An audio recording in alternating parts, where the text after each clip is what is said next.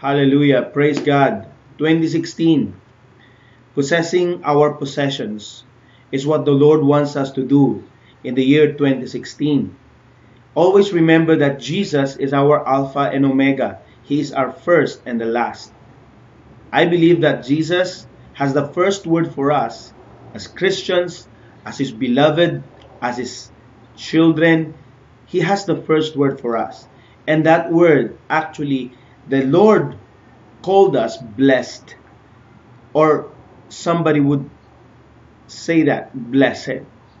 But I believe that being blessed today, now that we are in the new covenant, I believe we have to focus our eyes continually on Jesus, who gave us the authority and who gave us that favor to live a victorious life.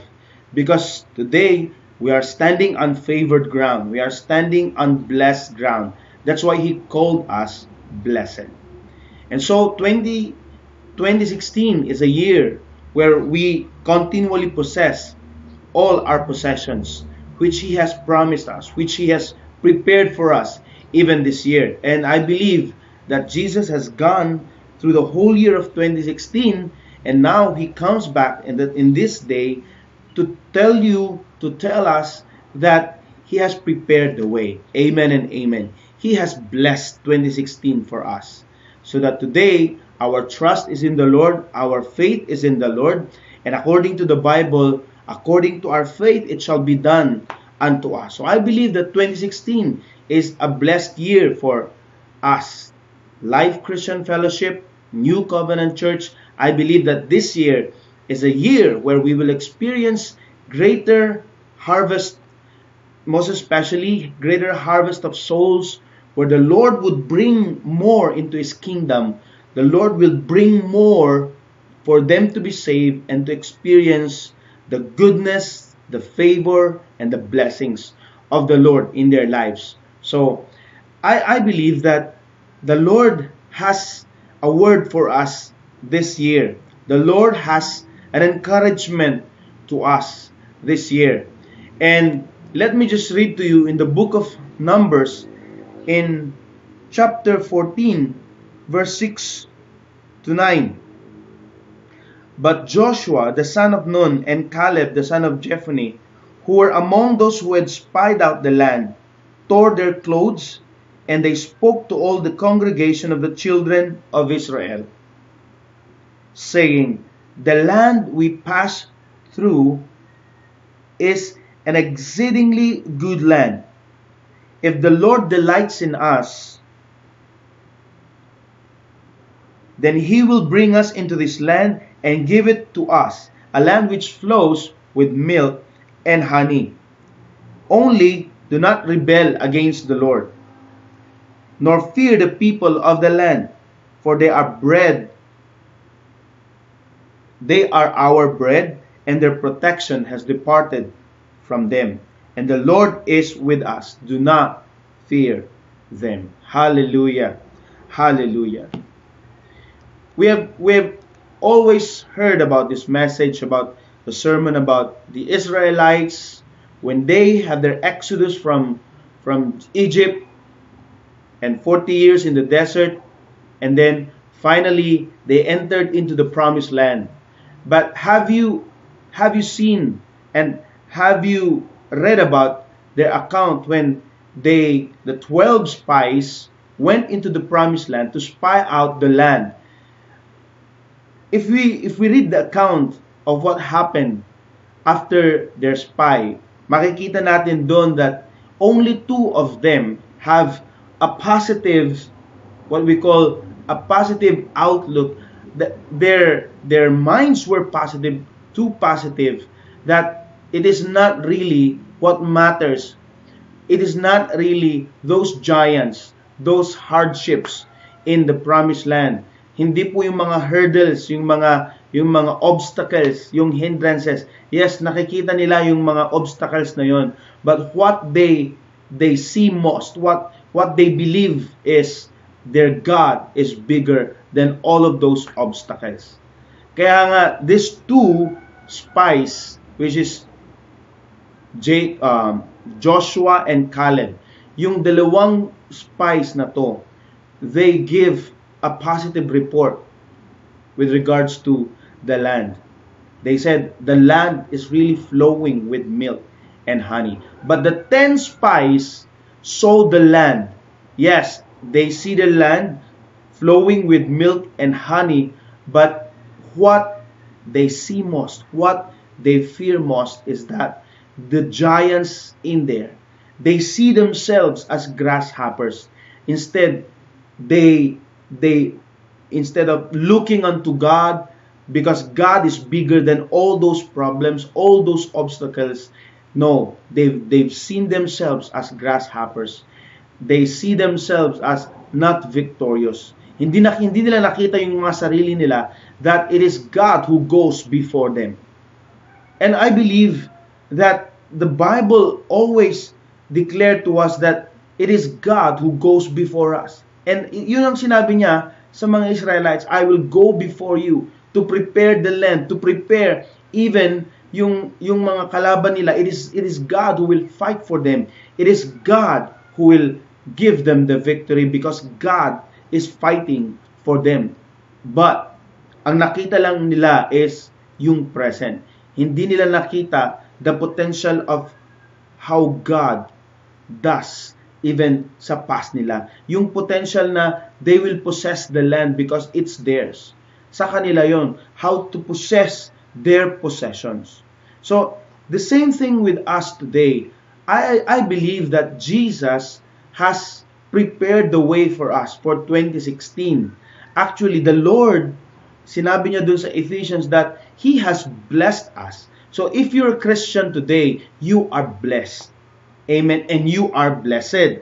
You will be blessed in everything you do. And then, you will be called blessed. So, I am believing God. Now, whatever circumstances, even negative at that, kahit po may mga problems tayo at the moment, and even if you're suffering, sometimes there are even sickness and diseases that tries to hinder us from pursuing and even from looking unto God. No, do not see yourself, do not even see those negative circumstances na parang that is final, that is authority. No, God is the authority.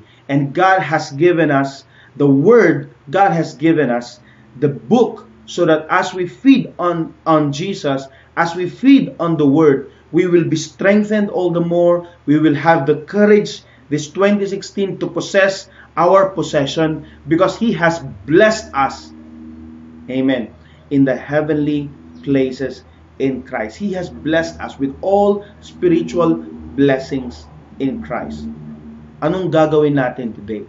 What we only need to do is to rest on His finished work. That's why in the new covenant today, what we need to do is to enter into that rest.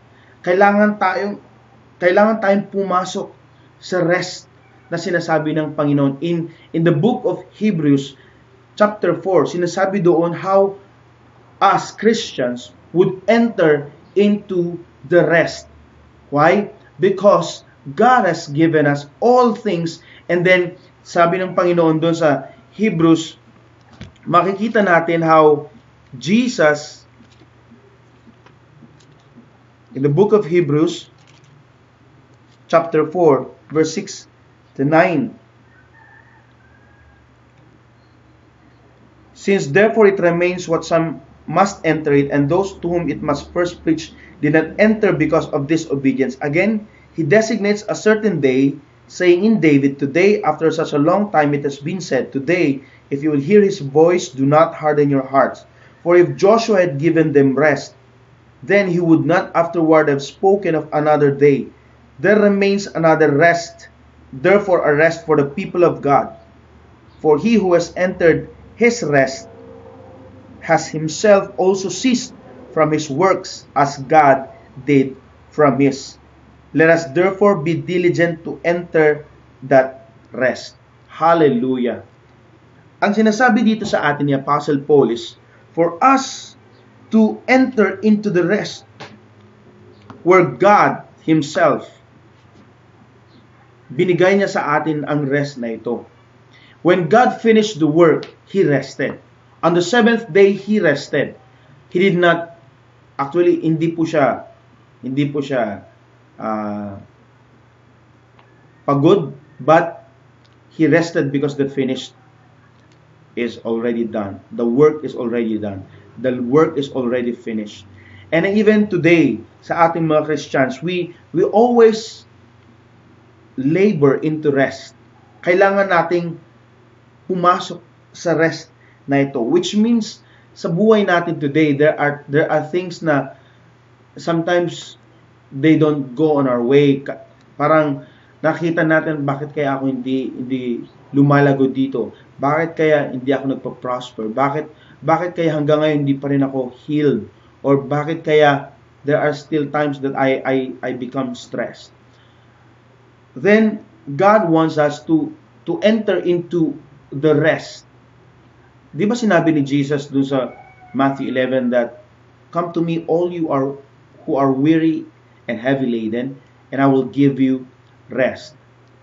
Ang sinasabi ng Panginoon doon is for us to experience yung manifestation ng Kanyang presence. Maraming Christians today, they are Christians when they go to the church, they are so alive, they are so active, but after that, parang nawawala din yung kanilang activeness, yung kanilang zealousness sa Panginoon. Why? Because they have not really have entered into the rest where the Lord wants us to enter. Kaya nga, kailangan natin to always believe na tapos na. It has been finished. The finished work of Christ is what matters today. What works today is the finished work of Christ. So, I believe that to always declare what has been given to us, to declare what has been promised, to declare kung ano yung sinabi ni Lord na sa atin na, that's ours today. Kaya, kung sinabi ng Panginoon that we are blessed, see yourself as blessed. Amen? See yourself as blessed. Kung may mga tao na nagsasabi na, oh, wala na, you will no longer prosper, you will no longer get healed. No. Jesus has the first word for you, and He has the last word for you. Even if the doctor would say na sinabi dun sa result ng laboratory mo, in your diagnosis na parang negative. No, you still see Jesus who has the last word for you. And then the Lord, actually, Jesus said that you are the healed. By His stripes you are healed. I am healed. We are healed because of Jesus' stripes at the cross. Amen. So always believe that today is already past tense, which means you are the healed. We are the healed. Every time there is a condition in your body, declare that you are the healed. If there is a condition that napapansin mo, declare that you are the healed. Declare that by His stripes, He was broken so that you are made whole. And that's the emphasis of the communion. Every time we partook of the communion, it will always bring us to remembrance how He has been broken so that our bodies be made whole. How His blood has been shed at the cross so that today believe that all your sins are forgiven, past, present, and future. Because the mother of all blessings is the forgiveness of sins. The time that you believe in yourself, the time that you continue to declare and confess that all your sins are forgiven, something happens even in your spirit. Something happens even in your mind.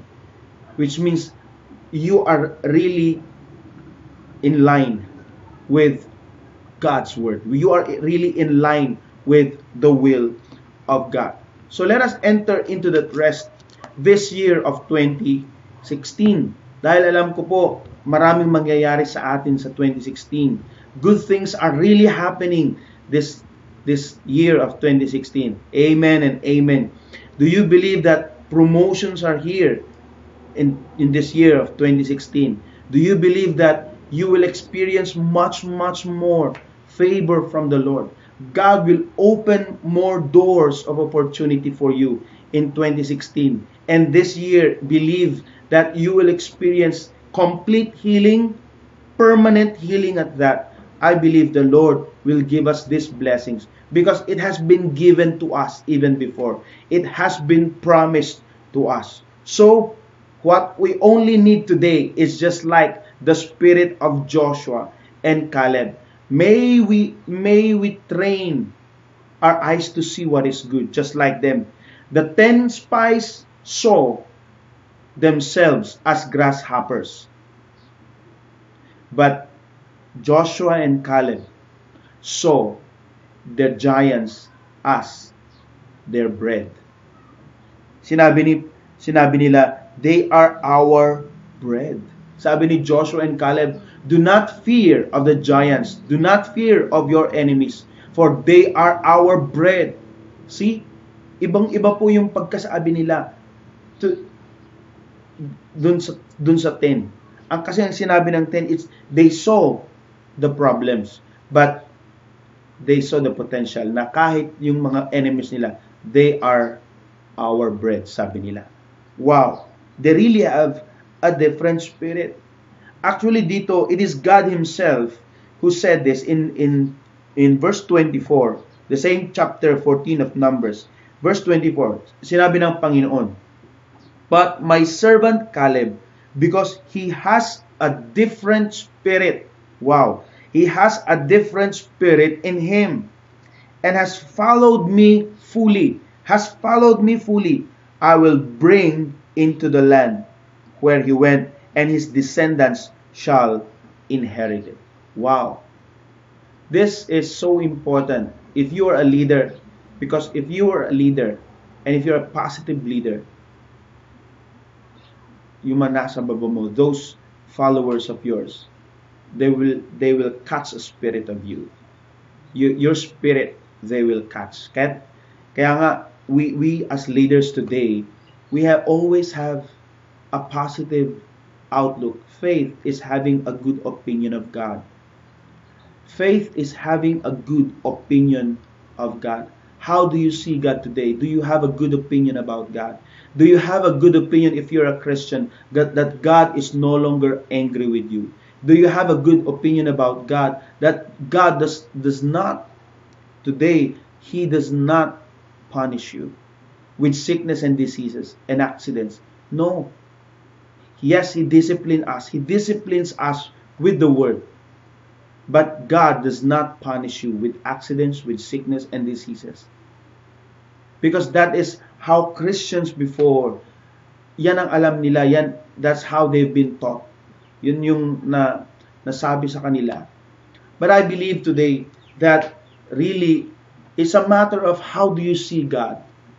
Make much of God today and He will make much of you. Ibig sabihin, say something about God that really God pleases. That today you believe that 2016 God is the one who will fight for you. Then say it. Come on, let's all say it.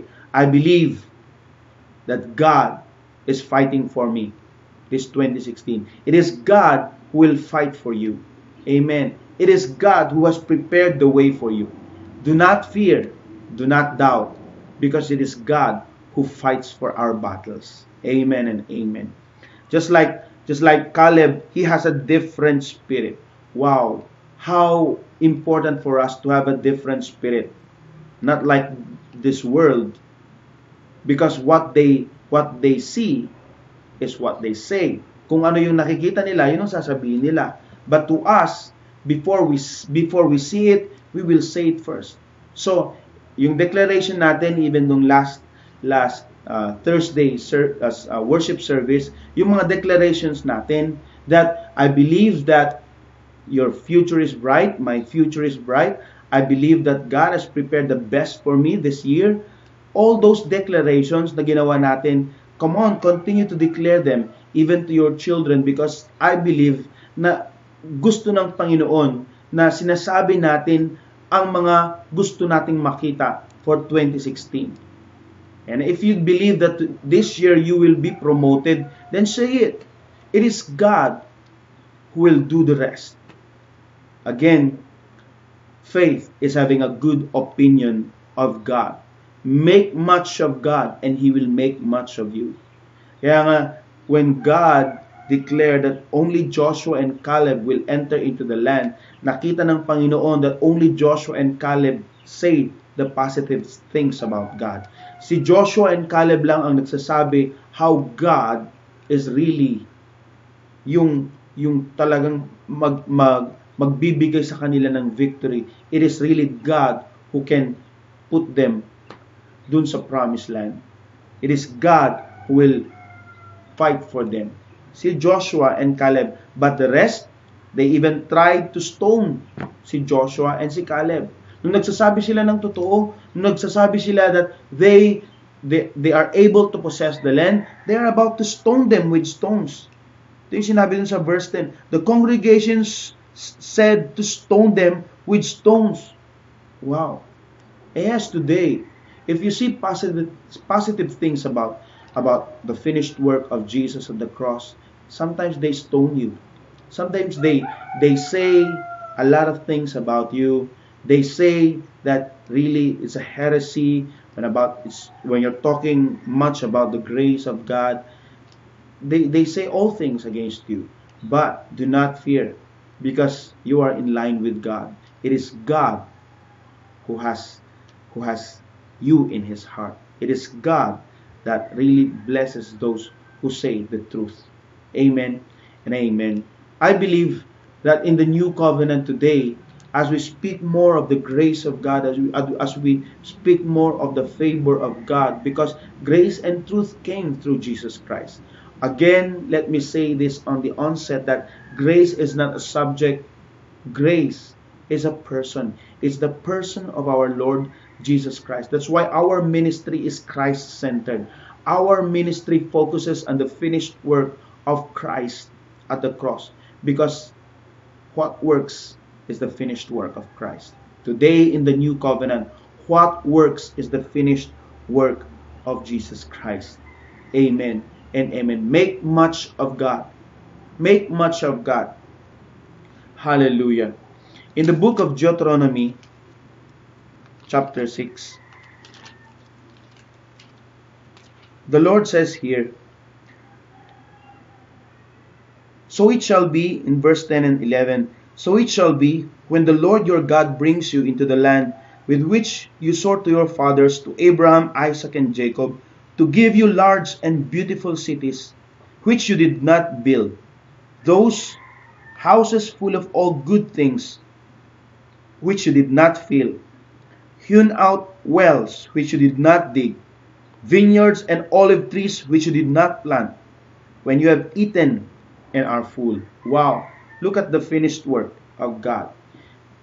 Before pa na pumunta sila ng promised land, He has already prepared. Sinabi ng Panginoon, wow, to give you large and beautiful cities which you did not build. Is this not the finished work? And to give you houses full of all good things which you did not fill. Wow. Those houses in the promised land are really big, because it's houses of giants. Wow. Gusto ko yun. Hallelujah. Do you want one? Amen. Amen. We would desire one. Dahil to have a beautiful house, actually it says here, beautiful houses. Houses that you did not fill. Beautiful cities you did not build. Beautiful cities. Wow. It's all prepared for them. And even hewn out wells which you did not dig, vineyards and olive trees which you did not plant. Everything is finished. Do you see that 2016, all your blessings of 2016 is there awaiting for you? They are waiting for you. Those blessings awaits us. We only need to see Jesus today and believe and have a revelation of His finished work. That today, really, kung ano man yung promises niya sa atin, declare it sa life natin. Believe it, because it's already been finished. Do not say what you feel. Do not say kung ano lang yung nakikita mo. Today, what you believe, you see, what you believe in the Word of God, dahil yun ang sinabi ng Panginoon, that is what you see. When you see sickness, do not declare those, do not believe in those. When even there are some conditions sa mga buhay natin, if you have some conditions even in your health, declare the truth that you are permanently healed by the stripes of Jesus at the cross. Those things. Because it is the devil who wants us to say those things that we feel. Sometimes if you are depressed, gusto ng devil na sinasabi na tayo ay depressed. I'm so depressed. I'm so stressed. The devil always wants to hear that from you. Na gusto niyang marinig sa atin to say that you are depressed, you are stressed, you are oppressed. But no, in Christ, declare that you are at rest. Rest is what matters most today. Let us enter into that rest which the Lord Jesus has prepared for us. Let us enter into that rest where I believe that the more we see Him at the cross, the more we see a revelation of His finished work. It's really a matter of revelation, brethren. It's really a matter of how we see God in the Scriptures and how that revelation knowledge of Jesus. Kaya nga, declare, as 1 Corinthians chapter 1 verse 30 says, that Christ is my wisdom. Christ is my righteousness. Christ is my holiness. And Christ is my redemption. The more we declare that Christ is your wisdom and righteousness, the more you see things come into place. The more you see even how your heart being established in righteousness. Because righteousness is not good works. Righteousness is your being. It's not about your good works, but how you have been made righteous by God. It is your being, that you have been made righteous by God at the cross. So it's so important for us to see all these things today, because 2016 we will possess our possessions. I believe that today, in this year of 2016, much more of the favor of God, much more of the goodness of God, much more of miracles upon miracles, and much more of the people, the unbelievers who will be saved even in our church in life in Christ. Much more people will be saved. Dahil gusto ng Panginoon na makita na mas marami pa ang makakakita ng kanyang kagandahang loob. The Lord's goodness will be poured out even sa church natin sa Life in Christ. So, this year is a year where we will possess our possessions. Again, remember that what works today is the finished work of Jesus. And just like just like Caleb and Joshua, just like these two spies, that they really have a different spirit. That's why even kahit in the midst of those obstacles, in the midst of those problems, in the midst dun sa mga nakikita nilang parang mountains of problems sa kanilang buhay, still they see God. They make much of God. They declare that it is God who fights for them. May we be said, sana ganun din ang sabihin ng Panginoon sa atin, that we, as your pastor, may I have a different spirit, and may you have a different spirit like the spirit of Joshua and Caleb, para this year we will enter into the promised land. We will see and possess our possessions this 2016. Amen and amen. Hallelujah. Hallelujah. Shall we pray? Father God, thank you for this day. Thank you, Lord, for blessing Life in Christ Fellowship. And with all, God, your promises to this church. And with all, God, your manifestations of goodness, favor, Lord, wisdom upon this church this year of 2016. Lord, may we enter into the rest. May we enter into this rest, Lord, na gusto mo, Panginoon, because you want us to always trust in you. You want us to see that we, your children, Lord, would focus on you, focus on Jesus, focus on the finished work of Christ, because it is your finished work that really matters today, Father God.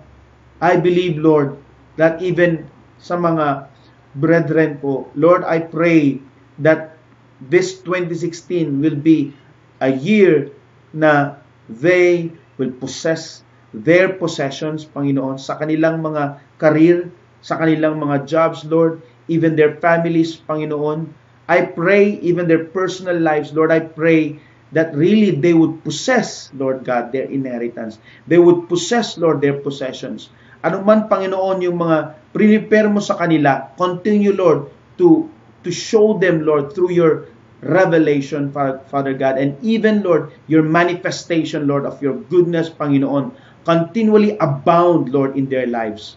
Because it is your grace and favor, Lord God, that is what matters most, Panginoon, sa generation na to, sa new covenant, Panginoon. Salamat, Panginoon, and I believe, Lord, that really this 2016, Lord God, life in Christ will experience favor upon favor, goodness upon goodness, victories upon victories, blessings upon blessings for 2016.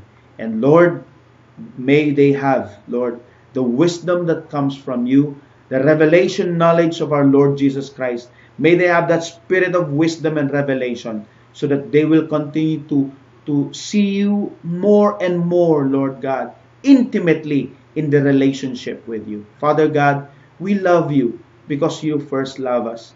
This is our prayer in Jesus' name. Amen and amen and amen. God bless us all. 2016, possessing our possession. Amen and amen.